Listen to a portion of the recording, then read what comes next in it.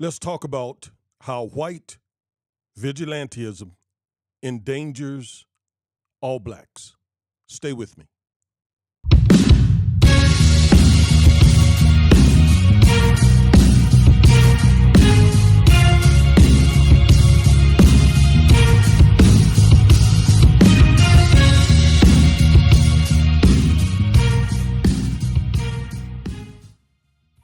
Thank you. Thank you for staying with me. I am Attorney Augustus Corbett, aka the Minister of Justice. I am one half of the Defiant Lawyers. The other half will be with us next week for sure. I can't wait for her to get back in the cockpit with me. But anyway, each and every Saturday, we bring you a legal analysis of trending politics, policies, personalities, and pop culture to empower you with the information you need to defy an unjust legal system. If you haven't already, go ahead, subscribe, like, share, comment. Again, it is good to be back in the driver's seat with another hot video. Hot video. I hope you all have been doing well. You legal rebels out there, I just love you. I appreciate you. And every Saturday, we're committed to empowering you and giving you what you need, because this is a crazy world that we live in, and you need to be informed, you need to be empowered, you need to be equipped so that you know how to navigate and matriculate through all of these things that are going on in our country. Well, today what I want to talk about is white vigilantism and how it endangers all blacks. White vigilante justice endangers all blacks. You might could call it injustice. Call it whatever you want to call it. It is very, very, very dangerous. And we're going to look at two situations today that are very, disturbing, I think is the appropriate word. One story has to do with the young man that was choked to death in New York City. All right. This happened back May 1st, 2023. And since then, the person who choked Jordan Neely to death was charged with second-degree manslaughter. And my wife was just texting me to let me know that everything is sounding and looking good. Thank you, sweetheart. But yes, the young man who choked Jordan Neely to death is charged with second-degree manslaughter. We need to look at that case because there are some things happening in that case that not only impacts, it took Jordan Neely's life and, of course, caused his family a lot of grief and pain that they're still working through. They recently had the funeral. I think it was yesterday or the day before the Reverend Al Sharpton preached that funeral. But there are implications in that case that impacts all African Americans. Because, as always, the GOP, white conservatives, white evangelicals are taking that situation and they are making this guy a hero. Someone had the nerve to even call him a good Samaritan, the guy who killed Jordan Neely. And what does it mean for us? Well, it puts a target on our backs, literally. It literally puts a target on our backs, and I'm gonna show you why. And then we're gonna look at Marjorie Taylor Greene and her situation with Jamal Bowman, Congressman Jamal Bowman from New York City. If you ever seen anything outrageous, wait till I show you this video and what this woman has done to Jamal Bowman. So stay with me all the way through the end of this. And I also we're going to announce a giveaway that we're going to do. The Defiant Lawyers. I'm going to give you the details of it at the end of this broadcast. So stay with me through it all. Let's get into this.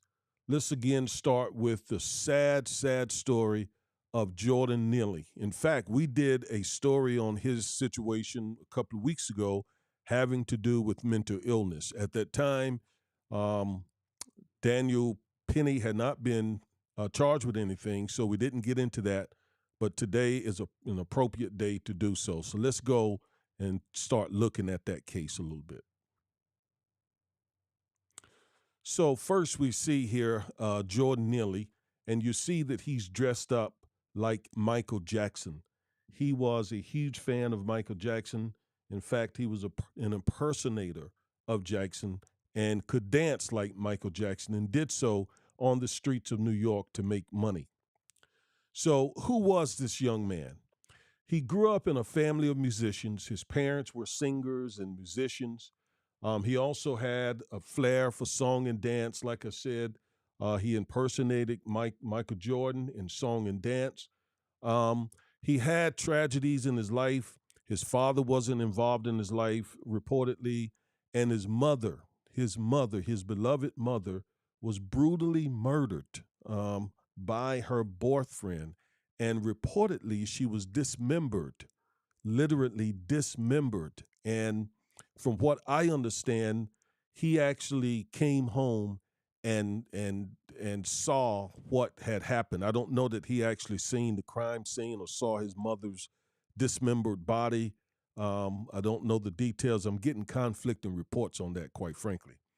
But he came home and found out what his mother's boyfriend had done to his mom, and relatives and others have said that he has not been the same since then. And he started going down, a downward trajectory from that point forward. So he was a young man who was having just a lot of issues, especially after that situation. So I wanted to humanize Jordan because if you listen to right wing media, he was just this horrible person. He was violent and so on. And he does, in all honesty, he does have a checkered past where there were numerous calls to NYPD, where he was taken to a mental health hospital. He reportedly attacked someone and did some injuries to that person. But again, all of this is attributable to his mental illness. And isn't it ironic that when um, some white person does a mass shooting, the first thing the GOP talks about is mental illness? Yet here they're not looking at Jordan Neely's well documented mental illness and how the system failed him. All right. So that's why we want to humanize and personalize Jordan Neely, and may he rest in peace. So, yes, that began a downward spiral for him once this young man's father, pardon me, once his mother was brutally murdered. The other player in this matter is Daniel Penny. Daniel Penny grew up in Long Island, New York, so they both were New Yorkers. He served 4 years in the military, and he was reportedly trained in martial arts. So he was lethal. He was a trained killer. I mean, a Marine is a trained killer. Anyone who spends 4 years in the Marines is trained to kill. That is their job. And so I presume his training kicked in when he um, perceived Jordan Neely as a threat, unfortunately. Um, so what happened? What happened? What literally happened the day that he was killed? So Jordan Neely had been homeless. He entered a subway train. I don't know if you've ever visited New York, but the subway train is a major way that most people in New York travel from place to place. And it is ordinarily a decent place. It's crowded and all of that. You deal with all of that, the crowd, sometimes the smell, and sometimes pesky people and so on. But for the most part, I've traveled those trains many times. I've never had any issues. You see all sorts of things, but I've never had any sorts of issues. But there are a lot of homeless people, and you have to watch your back. You have to be careful. There's no doubt about that. So he was homeless and he entered the subway. He was unarmed. And I need to make that very, very, very clear. The young man was unarmed.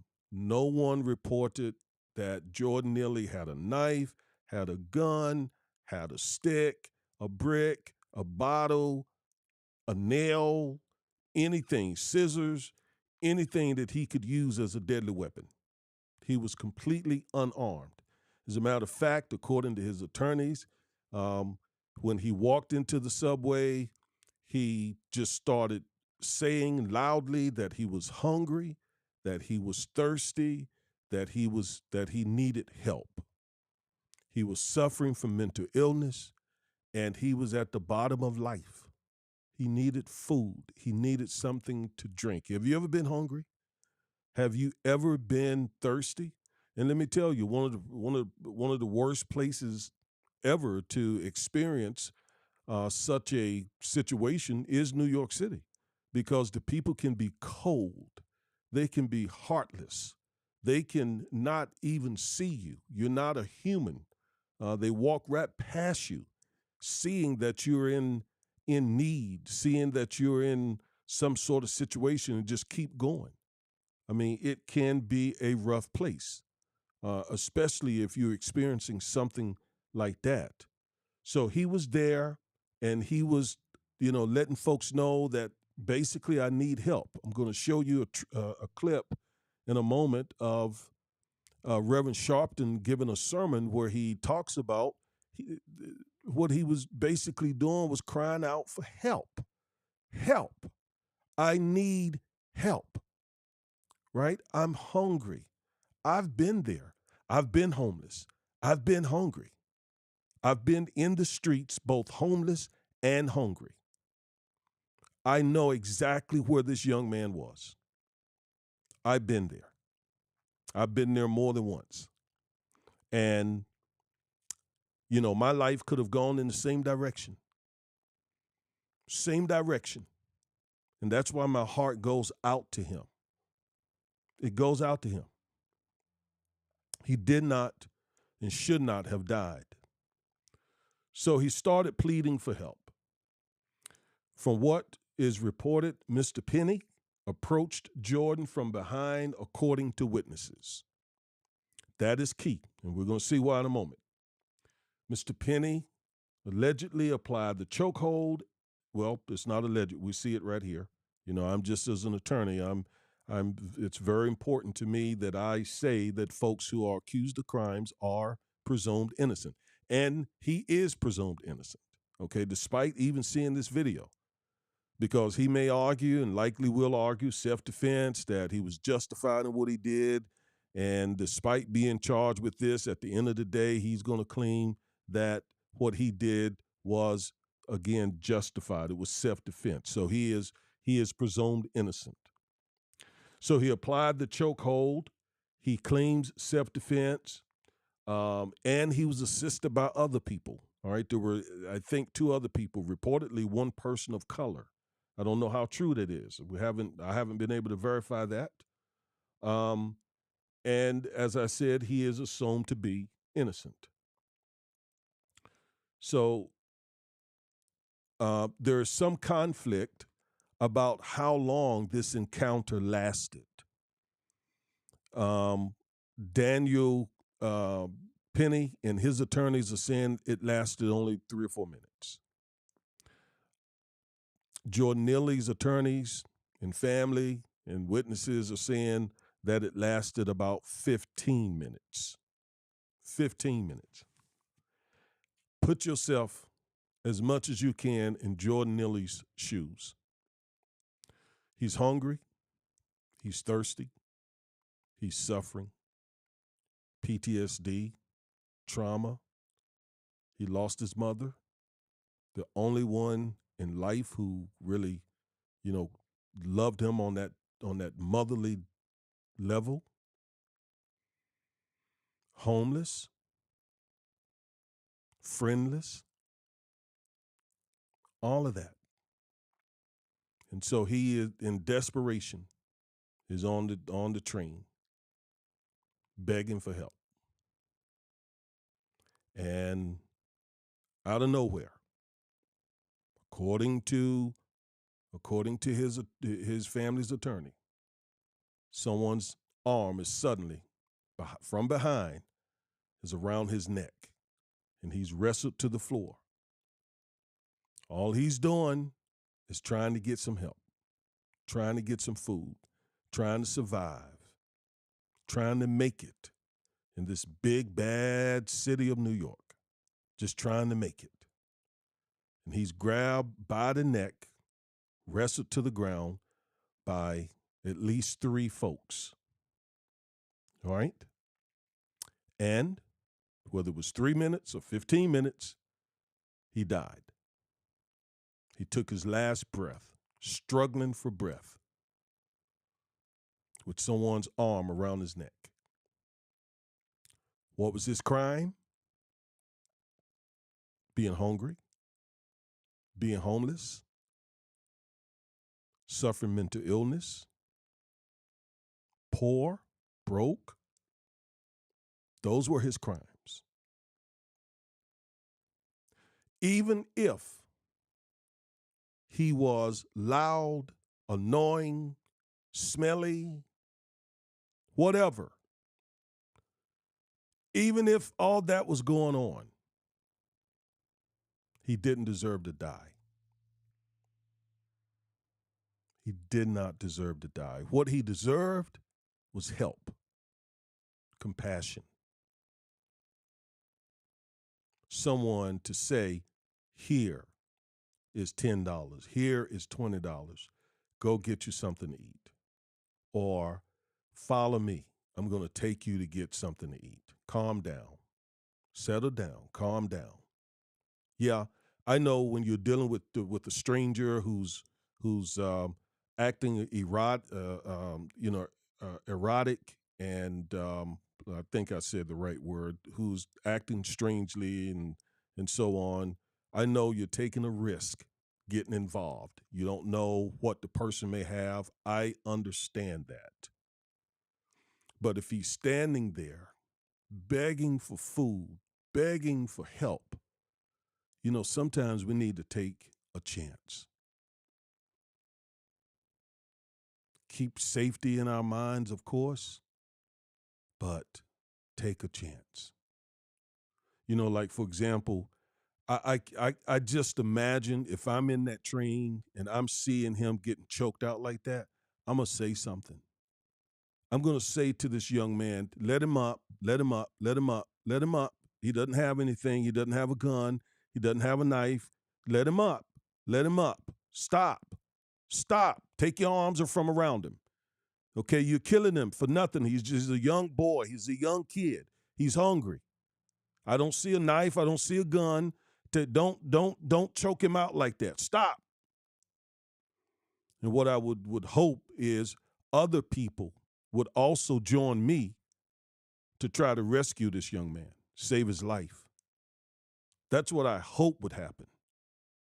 That other people, black men, black women, white people, Asian, Hispanic, anyone who had assessed this situation as not deserving of death would have said to this man, stop.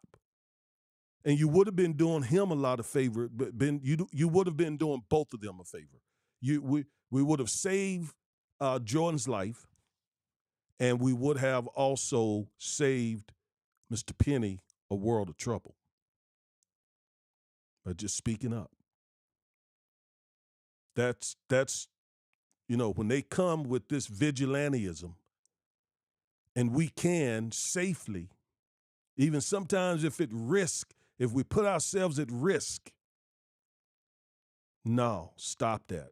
He doesn't deserve to be choked to death like this. I mean, you're going to kill him.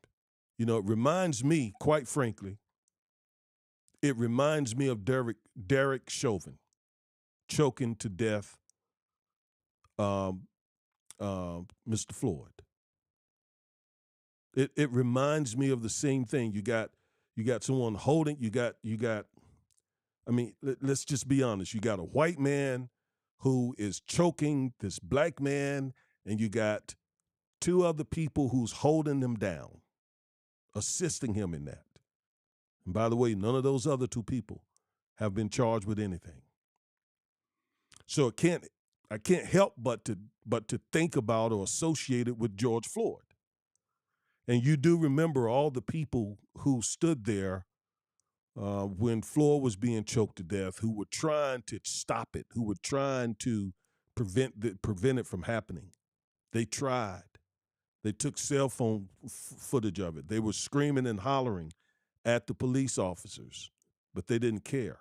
They murdered George Floyd.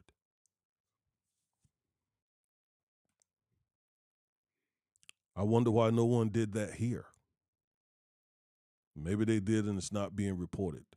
But I can tell you, if I was there, I would have.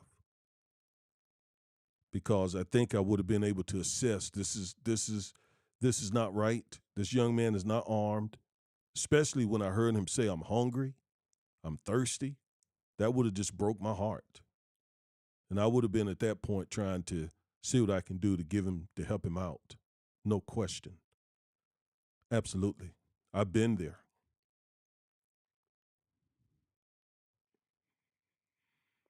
Anyway, NYPD questioned Mr. Penny and released him. They didn't hold him. They didn't charge him.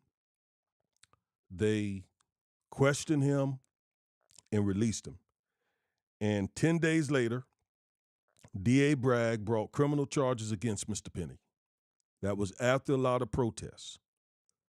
I don't want to malign Mr. Bragg's character. I don't know why it took 10 days. I don't know. I guess he had to do his due diligence. But we do know, in all likelihood, if the tables had been turned and Mr. Penny had been a black man and there was a white man down there that he was choking to death, first of all, somebody would have jumped in. And then when the police got there, he would not have gotten the benefit of the doubt. They would have said, absolutely, we got here probable cause enough to arrest and charge him. We're sending this to the DA. We're not letting him go. Okay? This is America. That's a safe assumption. Well, he was eventually charged with second-degree manslaughter. We'll look at what that means in a second. His defense team, his high-powered law firm, has already received over $2 million in legal fees to assist with his defense. Whites across the country, maybe the world, have already given $2 million despite seeing Mr. Penny choke this homeless, hungry, unarmed person to death. Whether he committed a crime, I don't know. I'm not going there. That will be for the Manhattan DA and the citizens of New York City to decide whether or not this satisfies New York law. I'm not going there. I will say, based on what I'm seeing, I can say and will say confidently, Mr. Penny did not have to die. He didn't deserve death. Again, what were his crimes? Homelessness, hungry, thirsty, mental illness, heartbroken, PTSD. He hadn't put a knife to anyone. He didn't have a knife. Didn't draw a gun on anyone. He didn't have one.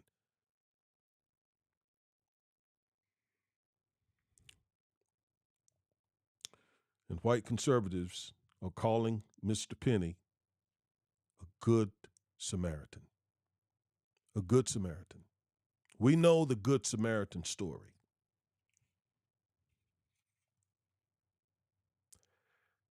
That's not being a good Samaritan. We know the Good Samaritan story that Jesus told in the Bible. That's not being a good Samaritan.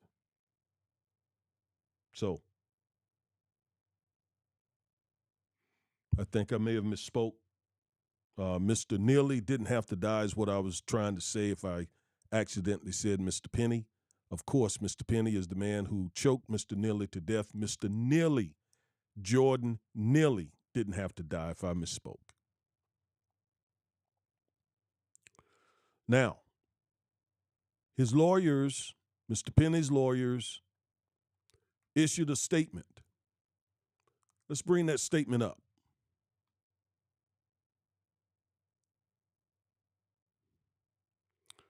And let's read this statement.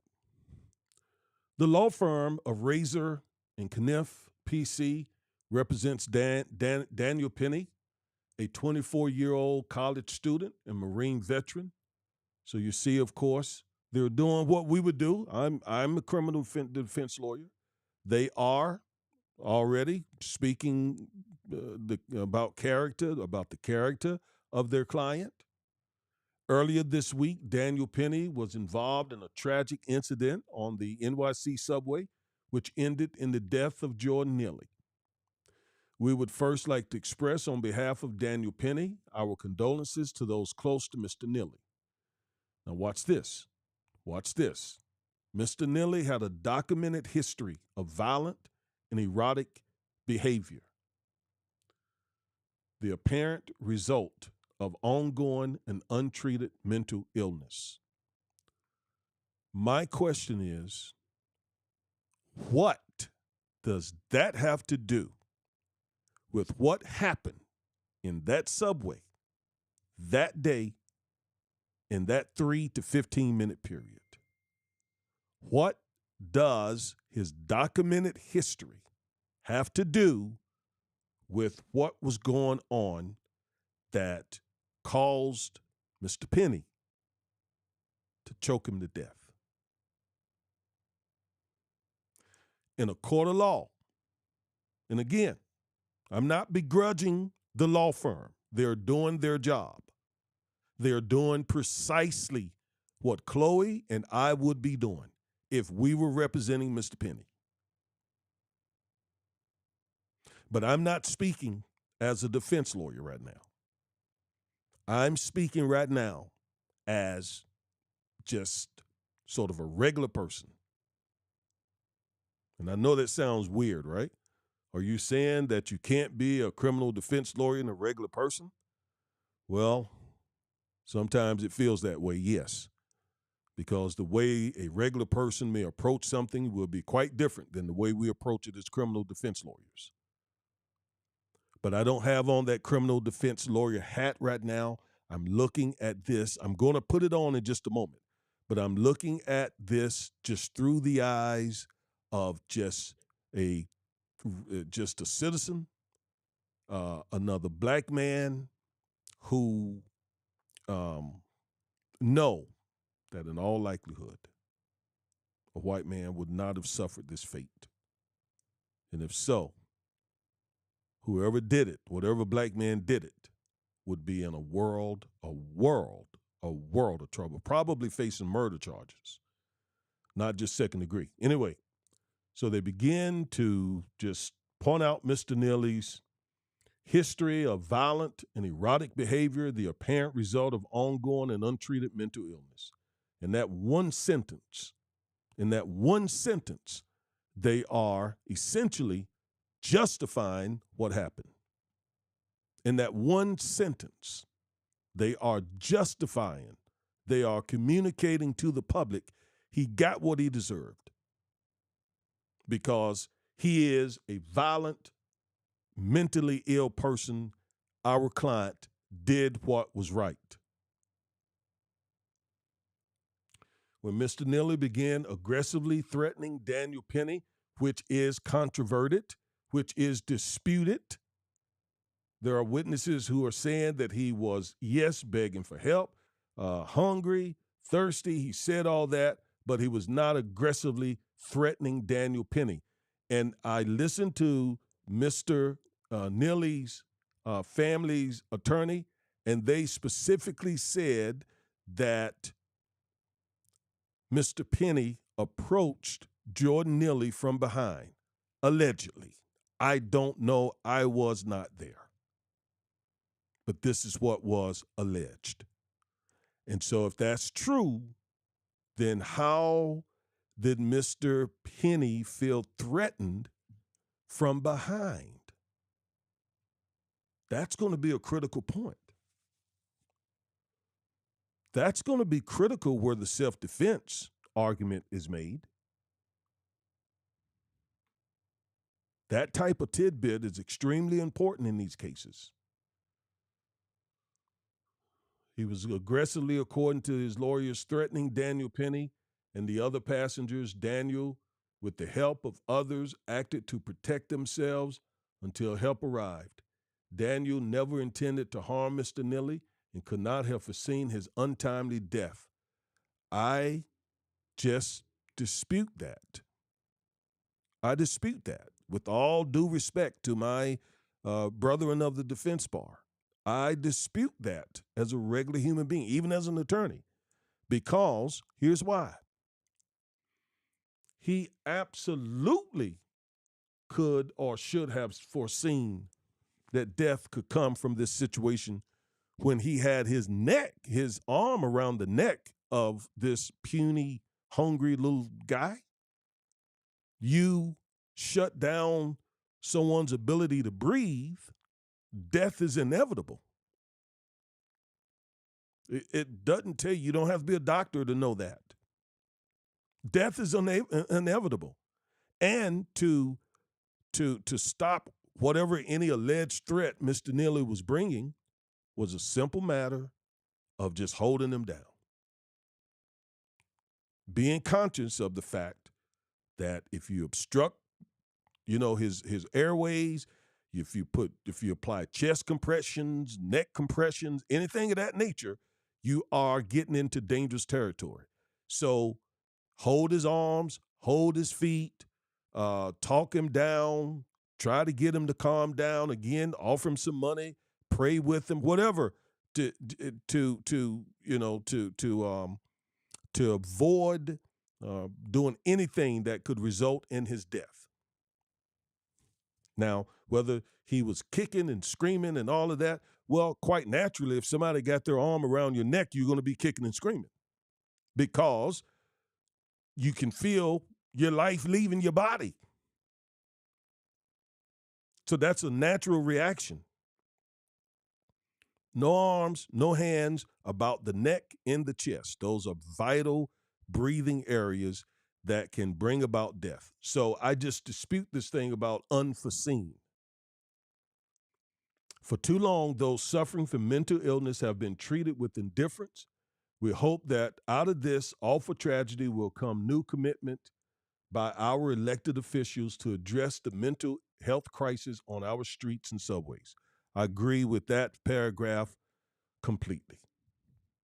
Now, let's look at the charge, second-degree manslaughter, and what the DA has to prove. Under New York law, second-degree manslaughter occurs when a person is guilty of manslaughter in the second degree when he recklessly causes the death of another person. And the operative word here is recklessly. Okay? Recklessly. Why is it important? Because in criminal statutes, there are always two parts. There is the intent part, the mens rea. It's what we call it in law school. The mens rea. It's a word we don't use often in practice, but in law school, it's mens, M-E-N-S, rea, R-E-A. And that's the mental state of the person committing the offense. What is their intent? Are they intentionally doing something? Are they negligently doing something? Are they recklessly doing something? Are they knowingly doing something? Those words have huge meaning in the law. So when it's second degree versus murder, murder is intentionally doing something. When it's second degree, the state doesn't have to prove that the person intended to do it, right? So if there's no evidence that Mr. Penny just said, I'm going to kill him, or did something that established intent pretty easily, then then you got the murder charge. And I know some folks want murder, and I heard Mr. Neely's family's attorney say that they think it should be murder. I'm not going to take a position on that. They are New York lawyers. I'm a Texas lawyer. I don't know the ins and outs of their law. I'm just doing the best I can interpreting what I see here. They know the case law there. They know the ins and outs. I don't know. So I'm not going to take a position one way or another, except I'll say this, that sometimes the DA can overcharge and charge, for example, murder, and the evidence is sort of flimsy to establish the intent, the malice, the deliberation, and all of that. Yet they overcharge, and the jury says, hey, the defense lawyers convinced us that we just don't see this.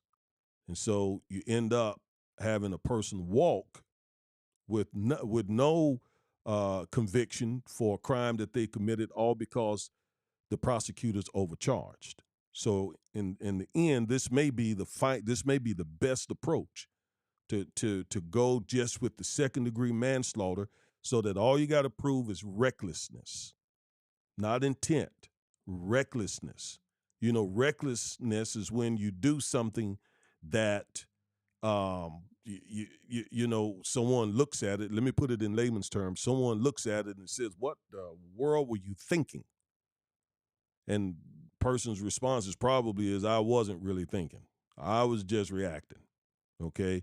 I was just doing something. I mean, had I thought about it, yeah, that's kind of being reckless. Yeah. That's like throwing a brick in a crowd of people, not intending to hurt anyone, but it's just reckless that you threw that brick in that crowd of people. So prosecutors just got to prove that having his arm about the neck of Jordan Neely was a reckless act. To me, that's better than having to prove intent, which would be required if it was a murder charge. All right, now, although he caused the death of Jordan Neely, the question is whether it was justified. Let me get a little water.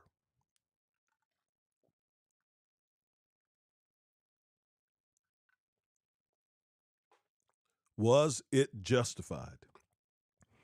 And self-defense is a justification for killing someone. But what does self-defense mean? All right, under New York law, a person may, subject to the provisions of subdivision 2, use physical force upon another person when and to the extent he or she reasonably believes such to be necessary to defend himself, herself, or a third person from what he or she reasonably believes to be the use or imminent use of unlawful physical force by such other person. That says a mouthful. Let's look at it just briefly.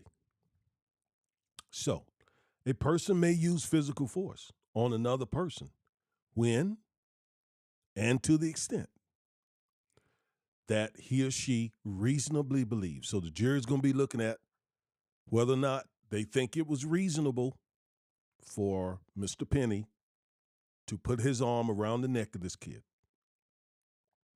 And both of them were kids, right? I think Mr. Penny is 24 and Jordan Neely maybe 23. So both of them are young men, is what I'm saying. So the jury is going to be asked, was this reasonable? Was this reasonable? Does this make sense? Would a reasonable person have done the same thing? It's not a subjective standard, at least not in Texas. Maybe it is in New York, but it's not a subjective. So it's not about what you think. It's what an objective person would think. Would an objective person have thought putting his arms around the neck of Jordan Neely under these circumstances was reasonable?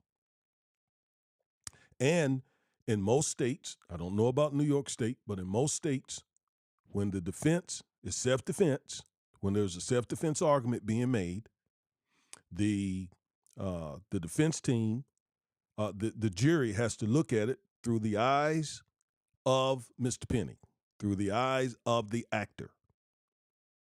So they got to try to figure out what he was thinking. Okay. Now, I just said it's not a subjective thing. It's not. But they got to get into it and try to see it from his perspective. So that requires that Mr. Penny take the stand. He's going to have to testify. He's going to have to communicate to the jury what he was thinking, what he was feeling, what he felt when Mr. Neely was doing whatever he was doing. What? And the jury's going to be listening, sitting there listening and thinking, okay, but I still don't think it was reasonable to do this. Or they're going to be saying, okay, yeah, I think that was reasonable. I think that was reasonable. I think an objective person would have done that as well. So that's the sort of analysis that the jury is going to have to go through. So do you see something here? This is going to depend a whole lot on who gets on that jury. This is going to be a fight of who makes up that jury. Who makes up that jury? That's going to be huge. Huge. And with a $2 million war chest, they're going to have jury consultants. They're going to have investigators and everything money can buy.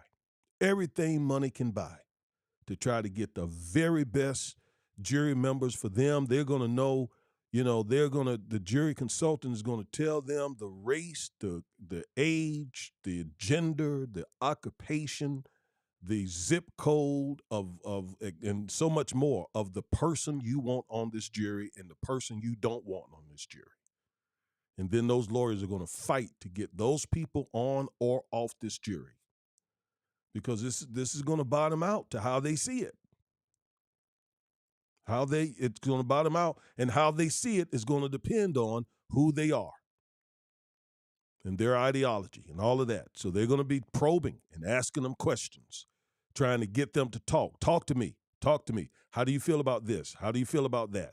A lot of folks think when we're picking juries, we're up there just talking and running our mouths. No. We ain't got time to be doing that. We're asking questions. We want the potential jury members to be running their mouths. We want to hear from them. We want to know what they're feeling, what they're thinking, where they're from, how they see this, so forth and so on. So this is really going to be a whole lot about the jury. Notice it goes on to say, such to be necessary to defend himself, herself, or a third person.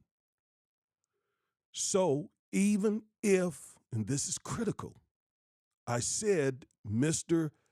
Penny's self-defense claim could be dubious since his back was to Jordan, but then his team could say, well, the statute says it could also be in defense of someone else. So they could say, yes, Mr. Pence was not feeling threatened because he was behind Mr. Neely, but he thought that Mr. Neely was going to hurt this or that person. And the statute allows him to defend those people as well. Whew. That's going to be tough for the prosecutor. That's going to be tough for the prosecutor because it depends on what those witnesses are come in there and say, how bad, if any, behavior Mr. Neely was exhibiting, and then just how the witnesses, the jury members are going to perceive all that. And, the statement that I read earlier, their statement about he had a history and this and that, oh boy, do they want that to come in. They want that to come in for the jury to hear all of that. And, of course, the prosecutors are going to be fighting. We're in pretrial hearings that just basically saying, Judge, that can't come in. That cannot come in, because if that comes in, then that's going to probably prejudice the jury. And they're probably going to say, okay, so this is a violent dude. He probably was being just as violent as the defense team is making it sound like. So there's going to be a lot of legal stuff going on in this matter. And You know, it's a sad, very sad situation. But what makes it even more sad, Rebels, is the fact that the GOP is weaponizing and politicizing this. And we're in a campaign season, right? The presidential campaign is heating up. It's just beginning. And so here they come with all their mean-spiritedness, okay, dehumanizing Jordan and making a hero out of Mr. Penny, right? All that's already started. Let me give you an example of what I'm talking about. This is one person that we can count on to do such a thing, and that is Ron DeSantis. So he issued a tweet. We must defeat the Soros-funded DAs, of course, talking about Bragg. Stop the left's pro-criminal agenda. Ridiculous. And I'm not on the left, but it's ridiculous. Who want criminals and crime all over their cities? No one. Left, right, center, or what? No one. And take back the streets for law-abiding citizens. That right there, that language says to trigger-happy white men. And we see from the Allen, Texas shooting of a couple of weeks ago, even some people of color, that type of language will cause them to pick up their guns and start thinking that they are Wyatt Earp, whatever his name was, Elliot Ness, whomever, and start doing violence in the street like Kyle Rittenhouse and the ones who killed Ahmaud Arbery. So that little language right there. We stand with good Samaritans like Daniel Penny. He was not a good Samaritan. Let's show this Marine America got his back. That is encouraging racist white vigilantism. He is essentially saying to these types of people, you go kill them, and we'll see to it that you be all right. This reminds me of Emmett Till, because those white men knew they could kill that kid, and so long as they had a white jury, no one in the state of Mississippi would convict him and hold him accountable for murdering that kid. So Ron DeSantis is sending the message, and he's not the only one. $2 million. Sending the message, go do it. We got you. And I think about that because let's say you're at Walmart, and let's say you just get in a dispute with somebody. You just get in a dispute. We're gonna look at the Jamal Bowman story here in just a moment. You get in a dispute with someone, and here goes some trigger-happy white vigilante who is listening and feeding on Fox News and Ron DeSantis and Trump and all that crowd, and here they go, all up in your face, pulling a gun on you, putting their arms around your neck or something, thinking that they have the right.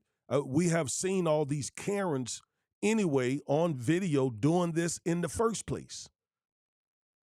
All that stuff started happening, or at least we started videotaping it in the past few years. So these folks are saying, do more of that. Take back the streets. And what are they really talking about, take back the streets? They're not only talking about crime, but they're also talking about protests. Remember, Ron DeSantis is the governor who signed a bill basically making it a felony to protest in some circumstances. So you're just at Walmart. You're not hungry. You're not homeless. You don't have any mental illness. You're just a regular person who's living a life, but you get into a dispute. Yet all around Walmart, all around town, you got these guys who are feeding on this stuff from Ron DeSantis, who sees what's going on, especially if it's a white person you're dealing with. And here they come thinking they're the police. That's exactly what got Trayvon Martin killed. George Zimmerman taking on the role of a cop, chasing that young man down. That's why I said this is white vigilante justice, and it endangers all black people. All black. Me, you, all of us.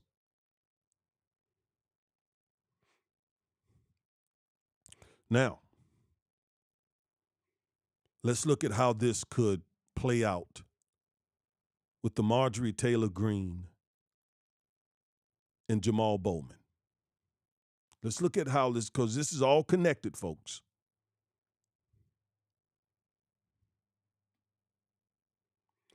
So we all know Marjorie Taylor Greene, the congresswoman from Georgia. She is, as I said right here, disgusting. She is a disgusting human being. She is a racist. She's disgusting. She's low down. Yeah, I said it. She is constantly exhibiting her racism. And I'm talking about her virulent, blatant racism. I mean, she appears to want a race war, a civil war. She appears to want that. And she's from the part of Georgia where those people who sent her to Congress, are right there with her. She is doing precisely what she has been elected to do. She's a disgusting person, and I wanted to say it on the record.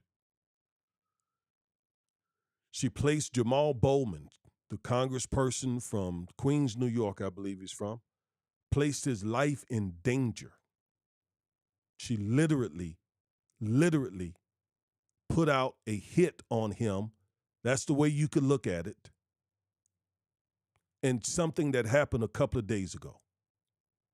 And I'm going to show you a couple of videos so that you can see this is reminiscent of what black men have dealt with in America for centuries. And she intentionally did this for the cameras. All right, let's watch a couple of videos. The first video that you're going to see is a video between Congressman Bowman and Marjorie Taylor Greene having a dispute, to me, a friendly conversation. They were both spirited. They're both spirited people, okay? But you judge for yourself whether or not he said or did anything that would make her feel like he was being violent toward her. You judge for yourself. All right? Let's watch this video. Come on now, save the party, save America, save the children, do something about guns. Come on, invest in education. The border is what Trump left it. What are we talking about? What kids? We're accepting them. We love them. We love the migrant children. Wait, we lost them. You can't find them. What are you talking about? What are you talking about? Yeah, migrant children missing. No, we don't know the news. I don't know. That's Fox News. That's Fox News. Listen, I need you to save the party. Save the party.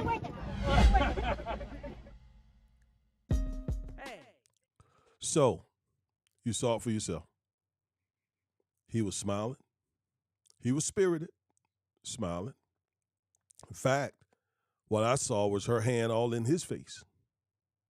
I mean, she was confronting him. And there was, I don't know if you noticed, but there was a white dude in the frame there who was smiling. I mean, no one perceived that as Jamal Bowman being aggressive and violent toward her. Not at all. She, to me, was the one who was aggressive. Now, again, it was spirited. He is, I've seen him several times being very spirited. He is the kind of congressman who believes deeply in what he believes in, as does she. And so you get those two kind of personalities going at it. They're going to be vocally speaking their positions. That's all that guy did. That's all he did. But look at how she weaponized it. Watch this. Look at this video. It is really hard to watch, to be honest.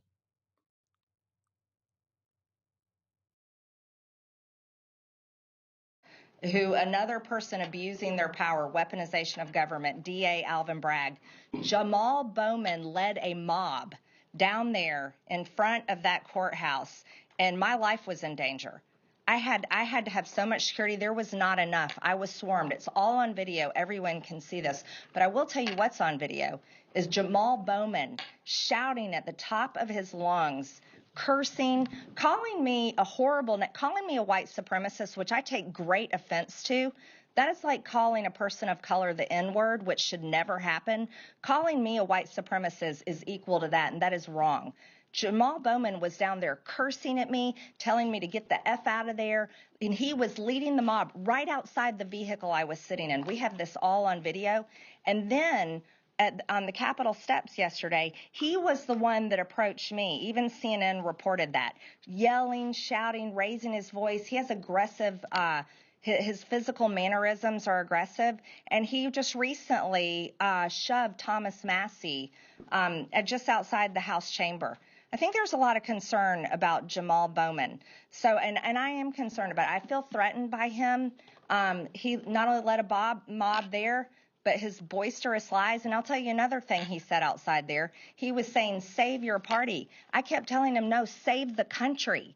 It's not about political parties. We shouldn't care about political parties. We should care about the country, because no matter what our political beliefs are, Jamal Bowman, I don't know what his political beliefs are. Folks, that's a hit. Black men have died for far less than that. Far less. She used the buzzwords that would incense a white racist to pick up his gun and go defend the honor of this white woman. And she knows that. She knows what she was saying. She knew the words to use. She knows that. That put that man's life in danger. And we saw the conversation. Having heard her, let me play it again. Thanks for watching. If you like this video, check out these other videos from USA Today to Save. Come on now. Save the party. Save America. Save the children. Do something about guns. Come on. Invest in education. The border is what Trump left it. What are you talking about? Where are the migrant What children? kids? You guys We're accepting them. We love them. We love the migrant children. Why we lost them? You can't find them. What are you That's talking your about? What are you administration. talking about? Yeah, migrant children missing. You don't know the No, news. no, we don't know the news. Oh, I don't know. you That's Fox actually listened News. before. That's Hey, Fox let me News. tell you Listen, something, I need you Jamal. to save Not the very party. smart. You should pay attention. Save the party.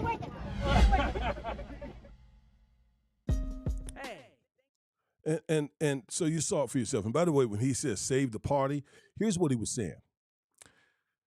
The whole issue was the fact that she, along with her GOP colleagues, would not oust Santos, the congressperson who had been caught in lies and who was recently indicted on numerous federal charges.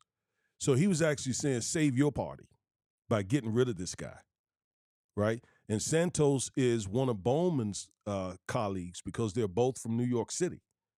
So he was out there having this conversation because him and many New Yorkers feel like Santos should be kicked out, that the GOP should kick him out in light of first the lies and now the indictments. But the GOP is like, no way, because we have a razor-thin majority and we're not getting – we have the devil in here. We don't care at this point who he is. And so Bowman that's what they were discussing. And Bowman was saying to her, save your party by getting rid of this guy. So she twisted that to saying he doesn't love America and all of this garbage. I tell you. But for her to stand there on that television like that and say those things about this man, you saw that conversation yourself. He in no way was. I mean, he walked away laughing. But I'm a black man. I've been in that situation many times. Many, many, many, many, many times. It has caused the death, thousands of deaths. Thousands and thousands of black men have been lynched for a white woman saying far less than that. Thousands and thousands. But not just black men, entire cities. The black community, Greenwood section of Tulsa, Oklahoma. We know that city, that community, Black Wall Street it was called, was burned down because a white woman alleged that a black man assaulted her. 300 black people were murdered that day. And a lot of black wealth wiped out for far less than what Marjorie Taylor Greene said about Jamal Bowman. Rosewood, Florida, same thing.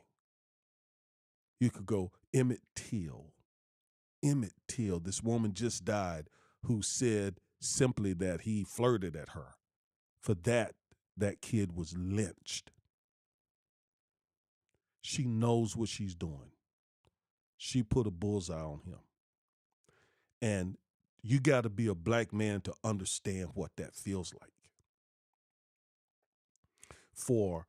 The fear that can grip the soul of a black man hearing a white woman say to authority figures, he did this or he did that. I mean, we've seen it so many times. I've been in that situation. You know the system is getting ready to crush you. You know your life is now online, or you're getting ready to go to prison for God knows how long, simply because this white woman said these words, oftentimes falsely. In this case, definitely falsely. I find it despicable. I find it despicable. Every black man in America knows what it feels like. And to see one get on national television and do that. All the Proud Boys and the Boogaloo Boys and the Nazis and the KKKs and all these people now see Jamal Bowman as this black man who disrespected the honor of this white woman, Marjorie Taylor Greene.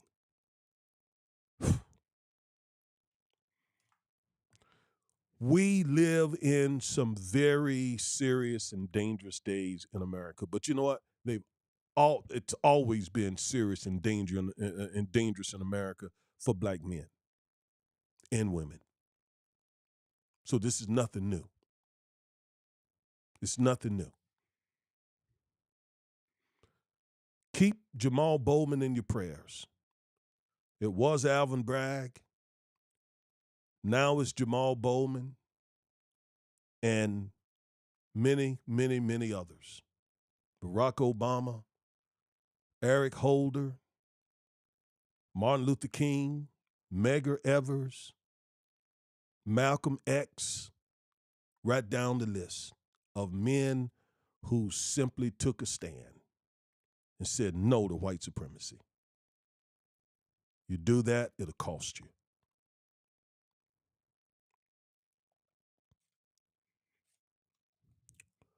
I think, we're coming to an end here, I think we have to show strength. I think we have to show strength. I think we have to show Marge and her friends, Mr. Bowman, I'm not afraid. In fact, what I'm going to do is I'm going to strap up. I'm going to strap up. And if any of your goons come at me because of your false accusation, they better come correct. That, to me, is the way you deal with that. Now, I'm going to let you go with Al Sharpton and some of the stuff some of his sermon, his eulogy of Jordan Neely. I'd intended to share with you some of the details of the giveaway that we got planned.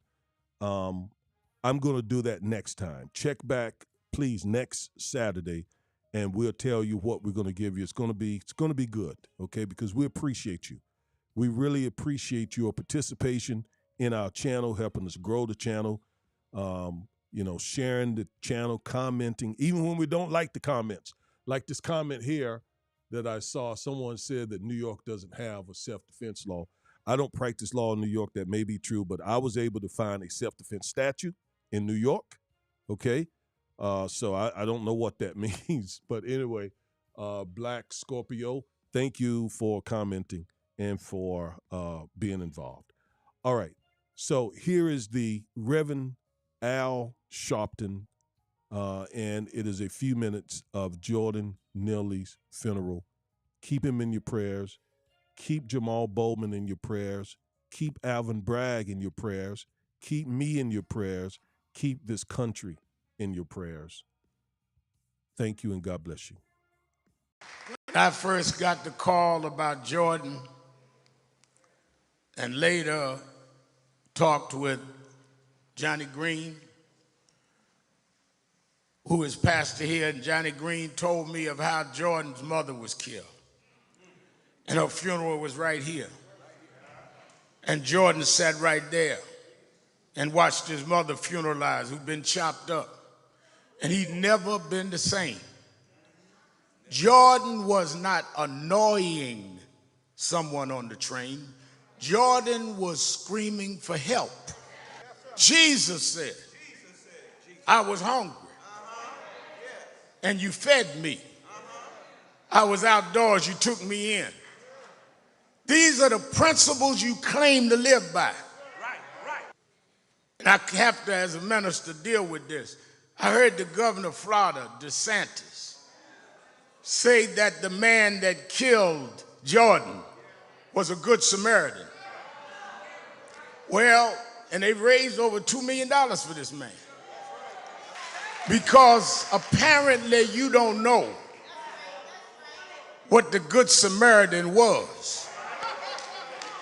Jesus told the parable of the Good Samaritan. He said there was a man beaten and robbed, Aunt Mildred, and put by the side of the road.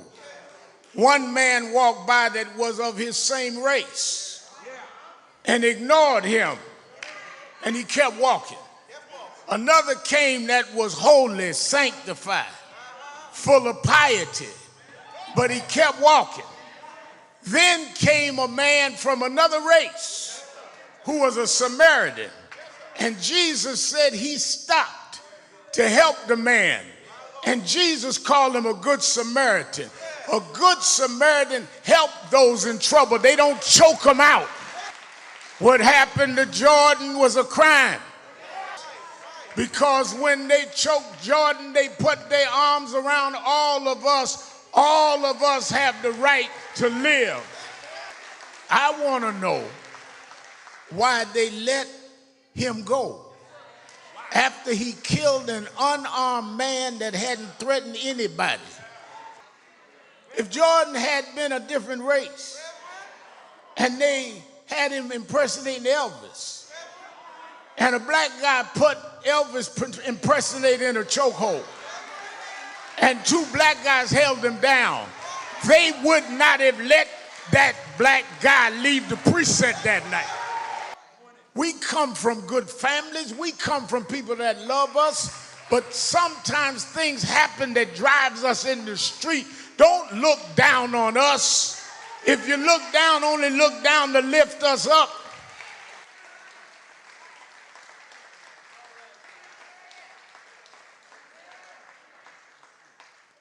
This jaded theology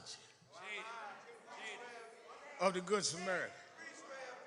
This jaded theology. How do you condemn folks coming to a country you invite them to and don't treat the ones that built the country right that's already here.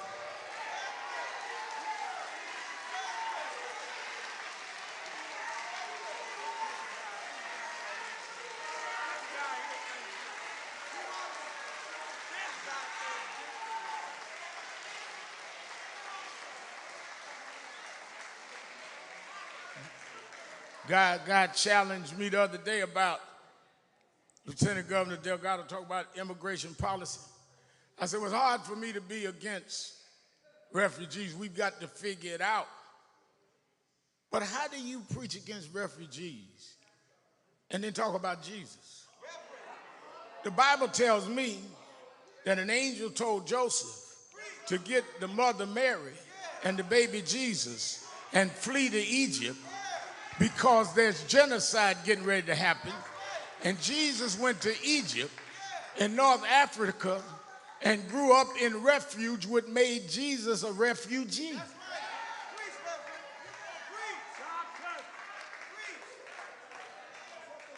You quote scriptures that you don't believe in. You preach doctrines that you don't live by. You hang up on the agencies of the city titles, but you don't have the function. You're not looking out for those mentally ill. You're not looking out for the homeless. You are somewhere with a big title and no function.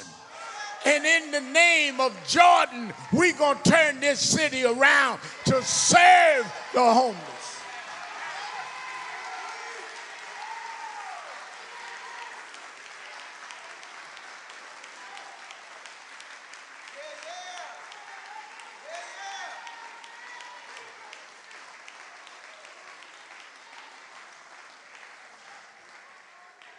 Jordan, I didn't know you, Jordan. I know your aunt, and I've talked to your daddy. And one thing I promise is in your name, we're going to change how they deal with homelessness. In your name, we're going to change how they deal with the mentally ill. In your name, we're going to change services in this city. Jordan, you didn't die for nothing. What they meant for bad, we'll make good. We're going to have a new city and new city services.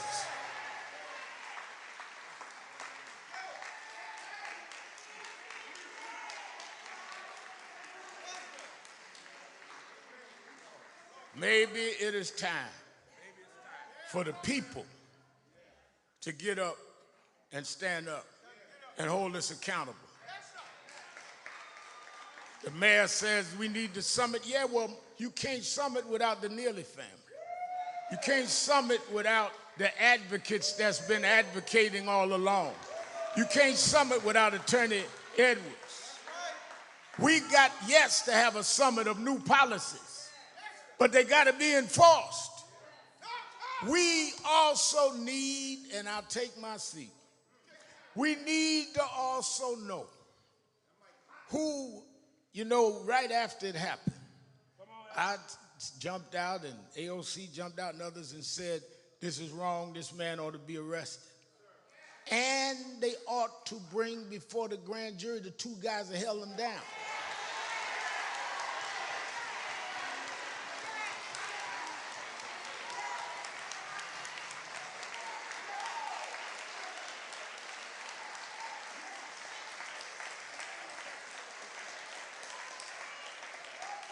And just as me now, I'm not speaking for nobody but me. I want to know who decided at the precinct to let this guy go home. I want to know who called the order that it was all right for this man to choke this brother to death and go home and sleep in his bed. Who gave the order that it was all right to release him? We can't live in a city where you can choke me to death with no provocation, no weapon, no threat, and you go home and sleep in your bed while my family got to put me in a cemetery. There must be equal justice under the law. So if we look angry, we are. But we're not mad. Difference between going mad and being angry. Yes, we're angry. Because we're at another funeral we shouldn't have had to be at. Yes, we're angry. Because you see our children as objects rather than human. Yes, we're angry. Because you keep choking us to death rather than living and building us up. And we won't stop till we change this nation. We won't stop till we change this city. We won't stop until the Jordans get help. When they scream, we're going to help them, not choke them. We're going to stand up. There'll be no justice. There'll be no peace.